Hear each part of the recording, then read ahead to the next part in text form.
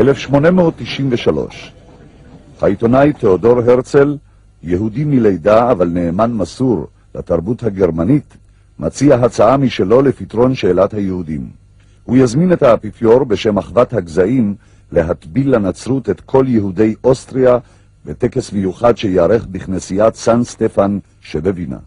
וכך הוא כותב ביומנו: בערך לפני 2 חפצתי לפתור את שאלת היהודים, לכל הפחות באוסטריה, בעזרת הכנסייה הקתולית. ביקשתי להבטיח לעצמי בראשונה את עזרת נסיכי הכנסייה באוסטריה ולהשיג על ידיהם ראיון אצל האפיפיור כדי להגיד לו: עזור לנו מפני האנטישמים, ואני מחולל תנועה כבירה בין היהודים שיעברו באופן חופשי וגאה לנצרות. הרצל גם מתאר בפרטי פרטים את תוכנית ההתנצרות ההמונית המתוכננת. המרת הדת תתבצע לאור היום ביום ראשון בצהריים בקתדרלת סטפן הקדוש, בתהלוכה חגיגית ובצלצולי פעמונים. לא בחשאי, כפי שנהגו יהודים לעשות עד עתה, אלא בגאון. העובדה שמנהיגים יקיימו את יהדותם וילוו את העם עד שערי הכנסייה, תעניק כנות רבה למעמד. אנחנו שעמדנו איתן, הננו הדור האחרון הדבק באמונת אבותינו, אבל רצינו להפוך את בנינו הצעירים לנוצרים לפני שיגיעו לגיל התבונה, שבו המרת הדת לובשת צורה של מורח לב. הרצל נולד בשנת 1860, למשפחה מתבוללת מן העיר בודפסט שבהונגריה. לאחר מכן השתקעה המשפחה בווינה. הרצל, שחונך ברוח ההשכלה והקדמה אשר נשבה ברחוב הווינאי, העריץ את התרבות הנוכרית ושאף בכל מאודו להיות חלק ממנה. הרצל לקה למעשה באותה מחלה בה לקו רבים מקרב המתבוללים היהודים, אשר ראו בנוכרי ובתרבותו את התגלמות האידיאל האנושי. ההתבוללות הייתה עבורו הדרך להגשים אידיאל זה. עדות לכך שהרצל היה קיצוני בהתבוללותו ניתן לראות בעובדה שאת בנו הנס לא טרח כלל להכניס בבריתו של אברהם אבינו. כמה שנים אחר כך יכתוב הרצל ביומנו: הרב גלבהויז ביקר אותי ושאל, הנכון הוא שלא מלתי את בני הנס? עניתי לו, זהו עניין משפחתי. הוא הוסיף בעיניים סגורות, לא, זה עניין לאומי. נכון הוא, יהודים רבים אינם מלים את בניהם, אך אין אלה מתיימרים להביא את הגאולה לעם ישראל.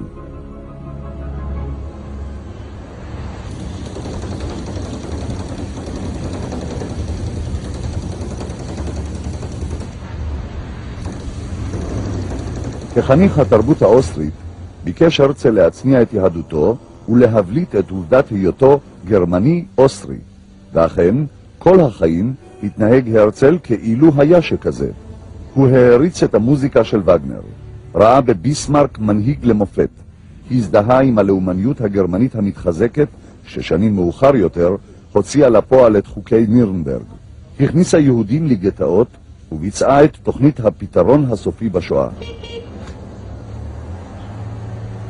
הרצל בז לכל מי שלא נחשב בעיניו מודרני, תרבותי, נאצל ונאור. בראש ובראשונה היו אלה אותם יהודים בני עמו שומרי תורה ומסורת. הוא הפנים יסודות ורעיונות אנטישמיים כפי שבאים לידי ביטוי ביומנו ובמאמריו. הכמרים הנוצרים הם ברום המדרגה, מפני שאינם להוטים אחרי הכסף. הנוצרים הפשוטים טובים הם מכמרי היהודים. יחס זה חושף למעשה את הפן האנטישמי בתורת הרצל. בדעה זו גלומים רעיונות אנטישמיים המציירים את היהודים כנושאי הרע, ולעומתם הגויים שיא התואר והשלמות. כך למשל כתב במאמרו בדויטשה צייטונג: היהודים העשירים שולטים על העולם, בידם גורל ממשלות ומדינות, הם מגרים ממשלות זו בזו, ועל פקודתם ממשלות עושות שלום. מתי שהיהודים העשירים מנגנים, העמים והמושלים מרקדים. בין כך ובין כך הם מתעשרים. הרצל מספק תימוכין ולגיטימציה לרדיפה האנטישמית ואף מעודד אותה. אכן האנטישמיות, שהיא כוח חזק ומושרש בתת ההכרה של ההמונים, לא תזיק ליהודים. אני מוצא שהיא מועילה לבניית האופי היהודי. חינוך הקבוצה על ידי ההמון. חינוך שעשוי להוביל להתבוללותה. החינוך מתבצע רק באמצעות תלאות. היהודים הסתגלו.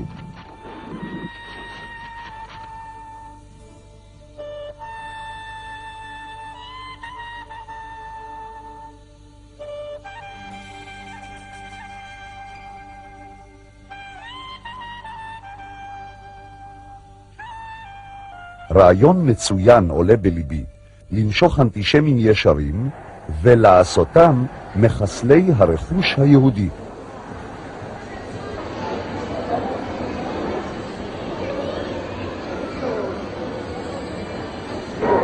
יש פה משפט, אני רוצה שתקרא אותו בקול ותגיד לי מי היה יכול להגיד דבר כזה. איפה? זה. רעיון מצוין עולה בליבי למשוך אנטישמים ישרים ולעשותם מחסלי הרכוש היהודי. מי היה יכול להגיד דבר כזה? אני יכול לקרוא את המשפט שלו?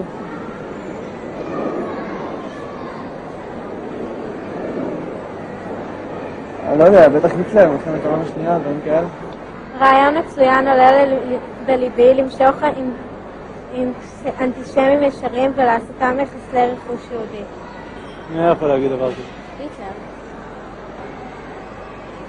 היטלר? היטלר.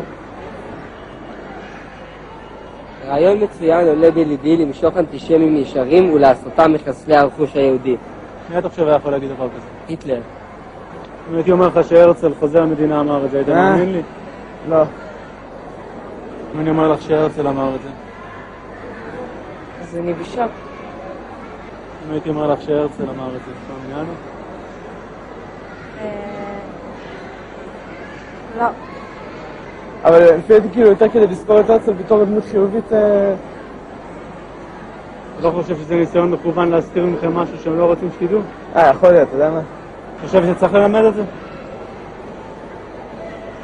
לא יודעת, אולי. כן, בטח. בטח שצריך, אנשים צריכים לדעת האמת.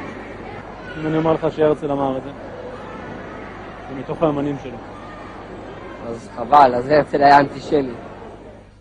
להבדיל, 30 שנה מאוחר יותר, נאמרו דברים ברוח זו על ידי חוזה אחר, שהופיע כמושיע לעמו על בימת ההיסטוריה. ובשנת 1927, בעת שריצה עונש מאסר בכלא לנצברג שבגרמניה, כתב בספרו מיין קאמפף על יהדות הממון שמסכסכת בין אומות העולם, ומביאה אותם לידי מלחמות, כאשר המרוויח הוא היהודי. Wenn es dem internationalen Finanzjudentum in und außerhalb Europas gelingen sollte, die Völker noch einmal in einen Weltkrieg zu stürzen, dann wird das Ergebnis nicht der Sieg des Judentums sein, sondern die Vernichtung der jüdischen Rasse in Europa.